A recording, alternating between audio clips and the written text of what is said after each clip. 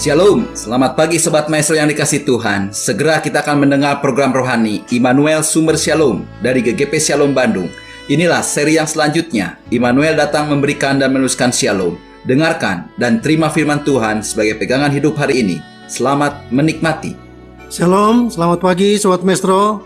Kita bersyukur kita boleh bertemu kembali dan kita boleh mendengar firman Tuhan sebelum kita melangkah masuk pada hari yang baru ini. Mari kita berdoa. Terima kasih Maha Besar Bapa yang di surga, penyertaan Tuhan semalam sehingga pagi ini kami boleh bangun lagi dan boleh bersiap untuk berkarya. Dan terima kasih ada kesempatan buat mendengar firman Tuhan. Mari Tuhan rendahkan hati kami, sederhanakan iman kami, arahkan kami dengan firman Tuhan dalam nama Tuhan Yesus Kristus. Haleluya, amin. Sobat Maestro, pagi ini kita akan mendengar firman Tuhan yang akan disampaikan oleh Bapak Pendeta Handi. Kita bersama-sama akan membuka firman Tuhan, di mana pagi ini kita akan membuka Markus 8 ayat 36 sampai ayat yang ke-38. Apa gunanya seorang memperoleh seluruh dunia tetapi ia kehilangan nyawanya? Karena apakah yang dapat diberikannya sebagai ganti nyawanya? Sebab barang siapa malu karena aku dan karena perkataanku di tengah-tengah angkatan yang tidak setia dan berdosa ini, Anak Manusia pun akan malu karena orang itu apabila ia datang kelak dalam kemuliaan Bapaknya diiringi malaikat-malaikat kudus. Amin. Saya akan bacakan dalam bahasa sehari-hari dalam Markus 8 ayat yang ke-36. Apakah untungnya bagi seseorang seandainya ia memperoleh seluruh dunia ini tetapi kehilangan nyawanya? Apakah untungnya bagi seseorang seandainya ia memperoleh seluruh dunia ini tetapi kehilangan nyawanya? Apa gunanya memperoleh seisi dunia tetapi jiwa binasa? Alkitab mencatat ada satu kisah bagaimana orang kaya dan Lazarus. Singkat cerita kita tahu Lazarus menderita di dalam dunia. Orang kaya menikmati kesuksesan di dalam dunia ini, tetapi akhirnya mereka mengalami satu yang disebut dengan kematian. Lazarus yang miskin di dalam dunia, dia sukacita setelah melewati kematian. Orang kaya bahagia di dalam dunia, tetapi setelah kematian orang kaya itu menderita.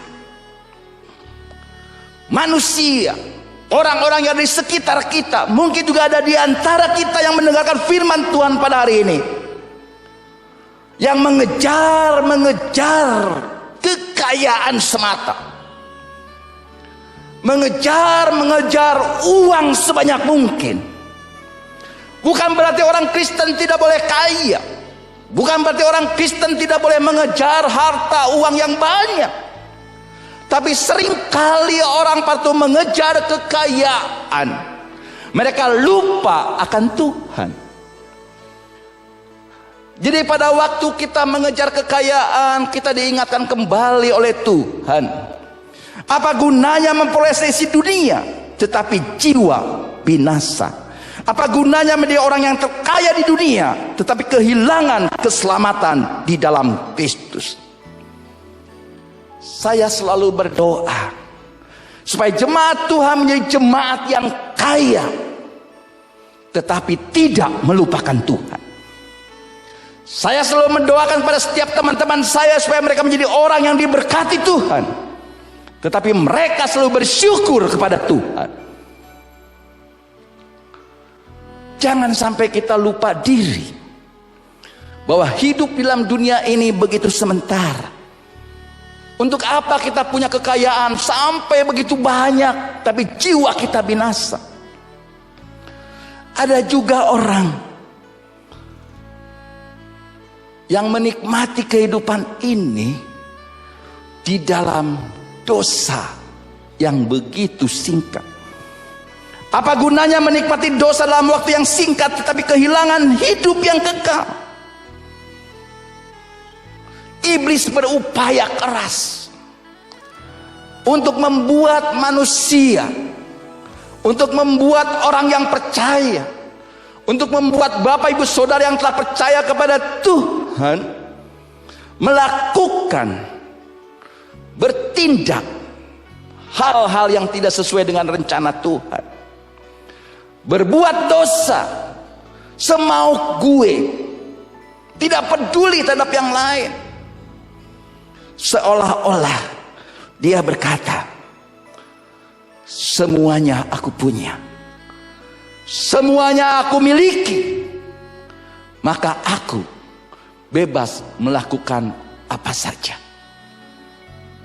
Iblis telah banyak berhasil membuat manusia, membuat orang-orang yang percaya kepada Tuhan, dia hari Minggu ke gereja, dia melayani Tuhan, dia memuji Tuhan, menyembah Tuhan, tapi di luar itu orang-orang terus masih berbuat dosa, masih mencintai keduniawian,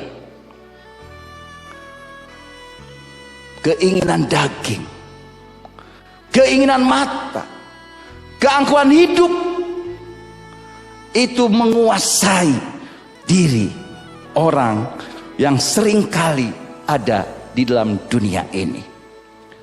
Maka daripada itu, Bapak Ibu Saudara yang dikasihi Tuhan, mari kita pertanyakan kehidupan kita masing-masing.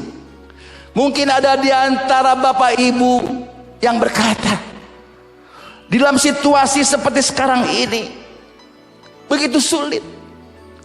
Dalam situasi seperti sekarang itu begitu banyak masalah dan tantangan. Kalau saya tidak berjuang, saya akan mati. Kalau saya tidak punya sesuatu yang lebih, saya akan ketinggalan dari orang lain.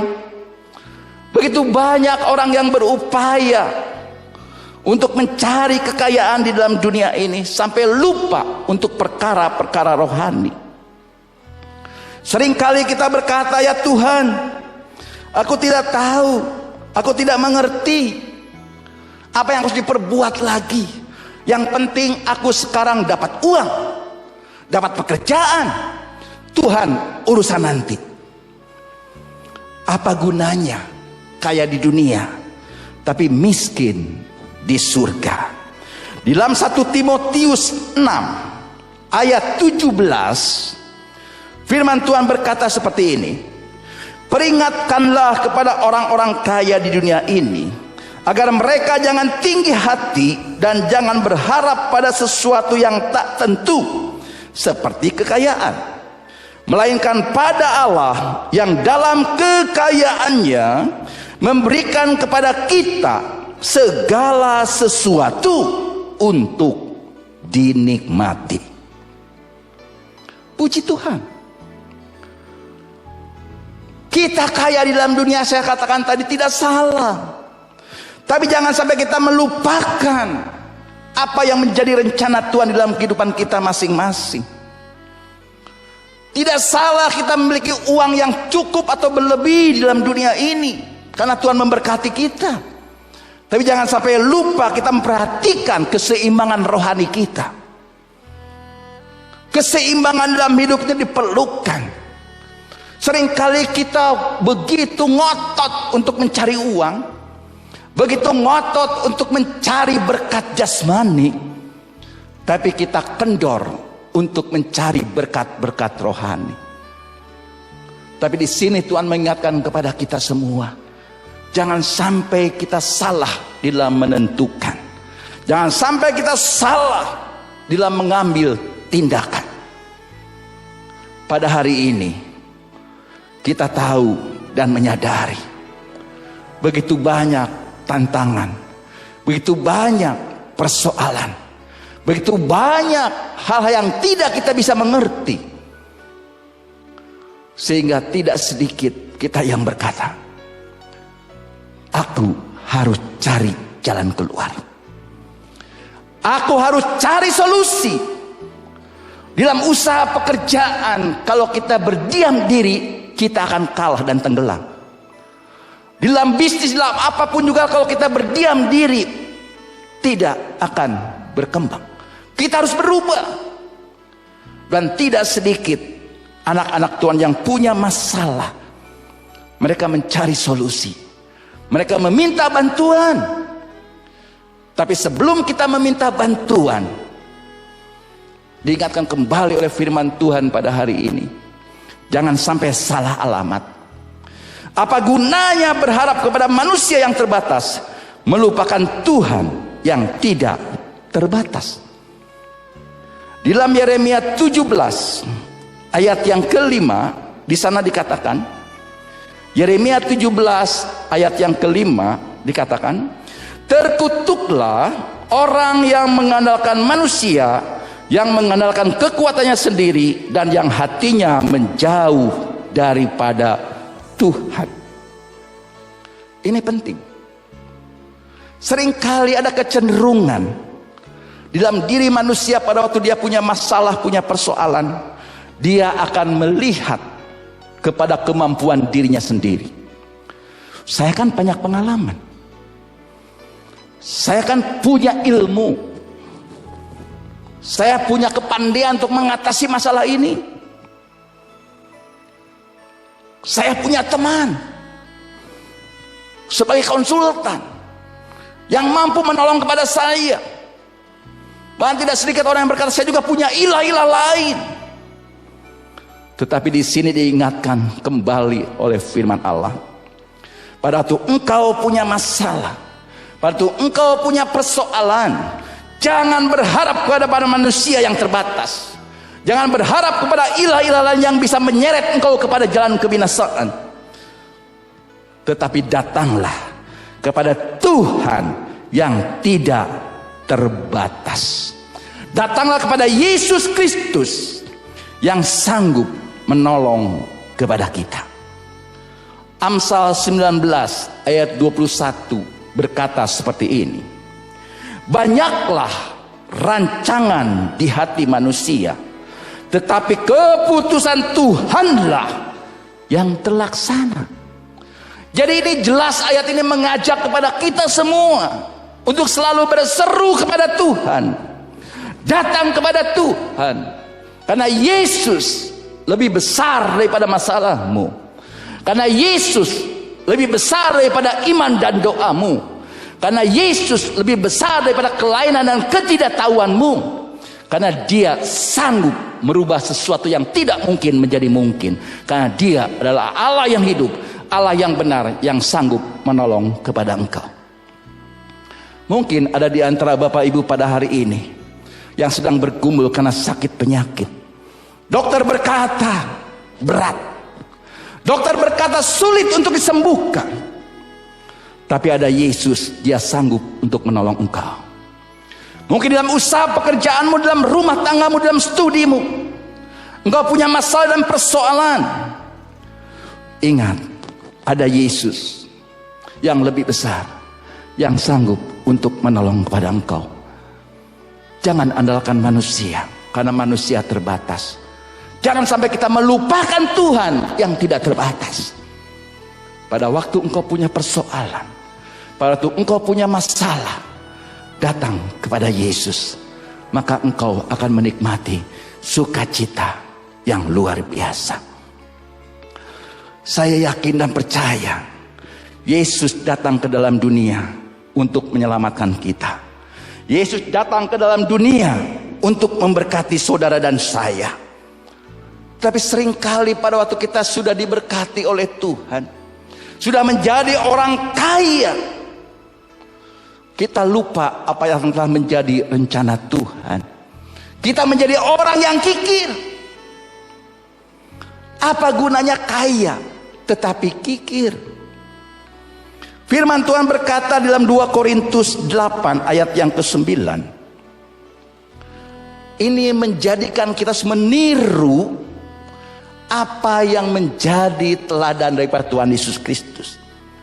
2 Korintus 8 ayat 9 berkata seperti ini.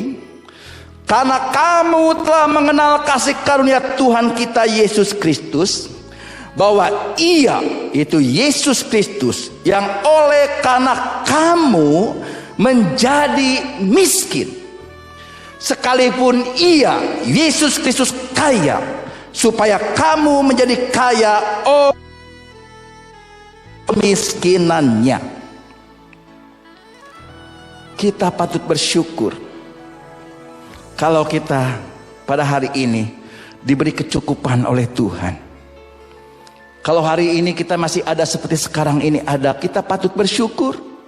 Begitu banyak kejadian yang tidak kita pahami selama tahun 2020 yang lalu. Banyak orang berkata, ya pasti usaha bisnisnya akan hancur, pekerjaannya akan aut-autan. Tetapi kita bisa lewati tahun 2020. Banyak pengalaman-pengalaman yang kita rasakan bersama dengan Tuhan. Banyak pengalaman-pengalaman yang kita nikmati bersama dengan Tuhan. Bahwa Tuhan menolong saudara dan saya. Tuhan memberkati saudara dan saya. Pada waktu kita diberkati oleh Tuhan, kita harus ingat, ada saudara-saudara kita yang membutuhkan uluran tangan kita. Saudara diberkati oleh Tuhan harus siap menjadi berkat. Pada waktu kita belum diberkati oleh Tuhan, seringkali kita merasa kecewa karena yang jadi saudara pun tidak mengakui kita. Pada waktu kita belum diberkati oleh Tuhan, yang udah jelas-jelasan di dalam kartu keluarga itu saudara kita, mereka tidak mau mengakui kita karena kita belum diberkati oleh Tuhan. Tapi pada waktu seseorang sudah diberkati oleh Tuhan, hidupnya berlimpah dengan kekayaan. Orang yang bukan keluarga pun mengaku bahwa saya adalah keluarga dia, saudara dia. Datang kepada orang itu. Kekayaan itu bisa merubah status. Kekayaan itu bisa merubah karakter seseorang. Tetapi di dalam Yesus Kristus, setiap orang yang telah diberkati oleh Tuhan, saudara dan saya punya kewajiban untuk peduli, untuk memperhatikan saudara-saudara kita yang membutuhkan. Kemampuan kita pada waktu kita diberkati oleh Tuhan dan kita siap menjadi berkat bagi orang lain, itu adalah salah satu karunia Roh Kudus. Tidak mudah untuk melakukan itu, tidak gampang untuk melakukan itu. Hanya dengan pimpinan Roh Kudus kita mampu menjadi orang yang diberkati oleh Tuhan dan menjadi berkat bagi orang lain. Siapkah kita untuk hal seperti demikian? Apa gunanya memuaskan keinginan daging tetapi bertentangan dengan Roh Kudus? Saudara dan saya masih hidup di dalam dunia ini. Saudara belum jadi malaikat. Saya dan saudara masih manusia biasa yang masih terdiri daripada daging, masih terdiri dari darah, masih memiliki keinginan. Perhatikan baik-baik, jangan sampai keinginan daging itu menyeret saudara dan saya, memaksa saudara dan saya jauh daripada Tuhan. Memang keinginan daging kelihatannya menggiurkan. Memang keinginan daging itu begitu menarik. Seringkali anak-anak Tuhan, tidak kecuali termasuk hamba Tuhan pun, seringkali tergiur dan tergoda untuk melaksanakan apa yang menjadi keinginan daging, yang sebenarnya bertentangan dengan Roh Kudus. Itu realita yang tidak bisa kita bantah. Itu realita yang bisa terjadi dalam setiap kehidupan orang yang percaya. Tetapi sebelum kita memuaskan keinginan daging, kita bertanya kepada Tuhan, bertanya kepada diri sendiri, apakah gunanya saya memuaskan keinginan daging? Mengecewakan Roh Kudus. Kalau itu ada dalam kehidupan kita, maka kita akan berjalan sesuai dengan rencana Tuhan. Dan kita akan diingatkan terus supaya kita jangan sampai terjerumus dan masuk di dalam jurang kebinasaan yang akan menyeret saudara dan saya jauh daripada Tuhan. Saudara dan saya, pada saat pandemi seperti sekarang ini, kegiatan-kegiatan olahraga banyak yang ditutup. Aktivitas-aktivitas untuk menjaga kebugaran tubuh itu sedikit terganggu atau banyak terganggu karena banyak orang-orang tidak lagi bebas berolahraga. Karena kalau mereka melakukan aktivitas kumpul bersama, rawan penularan COVID-19 menjadi banyak. Secara manusia kita perlu mengolah tubuh kita. Secara manusia kita perlu memelihara dan menjaga kesehatan jasmani kita. Tetapi ada yang lebih penting daripada itu. Apa gunanya hanya disiplin dalam latihan jasmani tetapi malas latihan ibadah? 1 Timotius 4 ayat 7 dan 8 berkata seperti ini. Tapi saya akan baca dalam 1 Timotius 4 ayat 7 saja.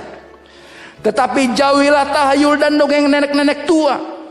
Latihlah dirimu beribadah. Latihan badani terbatas gunanya. Tetapi ibadah itu berguna dalam segala hal. Karena mengandung janji baik untuk hidup ini maupun untuk hidup yang akan datang. Di sini kita harus belajar melatih jasmani kita untuk sehat. Saya setuju. Tapi ada yang lebih penting dikatakan berulang kali oleh kebenaran firman Tuhan. Jangan sampai kita malas dalam latihan ibadah. Berdoa kepada Tuhan, membaca firman Tuhan, dengarkan firman Tuhan. Tidak ada alasan kita tidak ada waktu untuk mendengar firman Tuhan. Karena dengan teknologi yang ada saat sekarang ini, begitu banyak cara yang bisa kita mendengar, merenungkan firman Tuhan. Tuhan menyayangi saudara dan saya. Maka daripada itu Bapak Ibu Saudara yang dikasih Tuhan, kita perlu memakai akal budi yang Tuhan berikan dalam setiap pertimbangan dan pengambilan keputusan. Pertanyaan apa gunanya perlu dipakai seringkali sebelum bertindak. Jadilah orang-orang yang bijak. Jadilah orang-orang yang sungguh-sungguh diberkati oleh Tuhan dan menjadi berkat bagi orang lain. Proses ini akan terus berlangsung dalam perjuangan iman kita di dalam dunia. Saatnya untuk kita berkata, Tuhan, puji Tuhan, ada firman Tuhan yang mengajak kepada kita semua untuk introspeksi diri kita. Sebelum kita bertindak, sebelum kita mengambil keputusan, pertanyakanlah, apa gunanya titik-titik? Apa gunanya saya melakukan titik-titik? Silakan, kalau itu semuanya menyenangkan Tuhan, jalankan. Tapi kalau itu mendukakan hati Tuhan, jangan dijalankan. Karena Tuhan rindu kita menjadi orang-orang yang diberkati oleh Tuhan, mengerti dan merasakan kasih Tuhan, dan menjadi berkat bagi orang lain. Nama Yesus ditinggikan dan dipermuliakan. Amin. Mari kita berdoa. Terima kasih Maha Besar Bapa yang di surga. Tuhan telah berbicara, Tuhan telah berfirman. Biarlah Tuhan juga yang menyempurnakan, meneguhkan dan membenarkan setiap firman yang telah kami dengar pada pagi hari ini. Dan Tuhan sendiri juga yang memimpin kami dalam seluruh kegiatan kami pada hari ini. Tuhan memberkati semua yang telah mendengar pada pagi hari ini. Yang sakit Tuhan sembuhkan, yang lemah Tuhan kuatkan, yang ragu-ragu Tuhan mantapkan. Ada masalah-masalah dalam rumah tangga, dalam usaha dan pekerjaan, Tuhan pimpin keluar yang satu kemenangan. Tuhan memberkati juga Radio Maestro dengan segala pergumulannya, sehingga melalui radio ini nama Tuhan boleh dipermuliakan. Dalam nama Tuhan Yesus Kristus. Haleluya. Amin. Kita telah mendengarkan firman Tuhan yang berkuasa, meneguhkan, menyegarkan, bahkan memulihkan kita. Kalau saudara ingin pelayanan konsultasi lebih lanjut, saudara bisa menghubungi GGP Shalom, Jalan Semar nomor 36 Bandung, telepon 6012-604. Saudara-saudara yang belum mengambil keputusan di mana saudara akan hidup berjemaat, saudara dan keluarga bisa berbakti bersama kami pada hari Minggu, jam 7, jam 9 pagi, dan setengah 5 sore. Kami mengundang dan menanti saudara sampai bertemu kembali pada waktu dan gelombang yang sama. Tuhan memberkati.